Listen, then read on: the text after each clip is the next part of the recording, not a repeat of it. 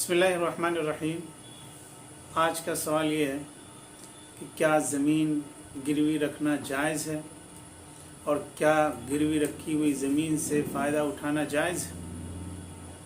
इसका जवाब ये है कि ज़रूरत की वजह से अपनी ज़मीन को गिरवी पर देना जायज़ है और जो ज़मीन रखता है वो भी जायज़ काम करता है, इसमें कोई हरज नहीं है। लेकिन गिरवी रखी हुई ज़मीन से किसी तरह का फ़ायदा उठाना ये जायज़ नहीं है।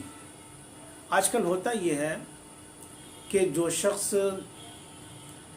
ज़मीन गिरवी लेता है और उसके बदले में कर्ज़ देता है, वो गिरवी रखी हुई ज़मीन से फ़ायदा उठाता है, उसकी पैदावार खाता है, उसका गल्ला खाता है।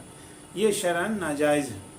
मिसाल के तौर पर एक शख्स ज़मीन देता है और 2 लाख रुपए लेता है, 2 साल के बाद फिर वो पैसे लौटा देता है और ज़मीन वापस ले लेता है। लेकिन इस दौरान कर्ज़ देने वाला शख्स उस ज़मीन से फ़ायदा उठाता है, उसकी पैदावार खाता है, उसका गल्ला खाता है, तो ये उसका फ़ायदा उठाना बिल्कुल सूद है, नाजायज़ है, हराम है। हुज़ूर अकरम सल्लल्लाहु अलैहि वसल्लम का इरशाद गिरामी है, कुल्लु क़र्ज़िन जर्र नफ़अन फ़हुव रिबा। हर वो कर्ज़ जिसके ज़रिए से इंसान फ़ायदा उठाता है वो सूद है। यहाँ पर एक सवाल ये पैदा होता है कि जो शख्स अपनी ज़मीन देता है मजबूरी में, तो क्या वो भी इस गुनाह में शामिल है। उसका जवाब ये है कि अगर कोई शख्स मजबूरी में अपनी ज़मीन गिरवी रखता है तो वो गुनाहगार नहीं है। लेकिन जो लोग उसकी मजबूरी का फ़ायदा उठा करके उसकी ज़मीन से फ़ायदा उठाते हैं, उसका गल्ला खाते हैं, तो वो असल में मुजरिम और गुनाहगार हैं।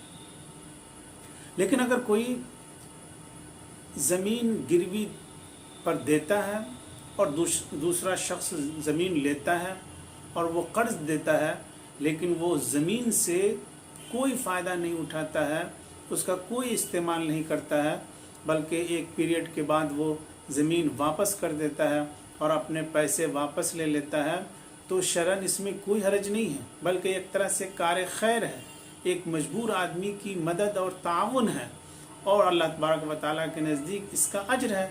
अल्लाह तबारक व तआला फरमाता है, तावनु अलल बिर्रि वत्तक़वा वला तावनु अलल इस्मि वल उद्वान। तुम नेकी के काम में, खैर के काम में एक दूसरे का ताउन करो और गुनाह के काम में, मासियत के काम में एक दूसरे का ताउन मत करो।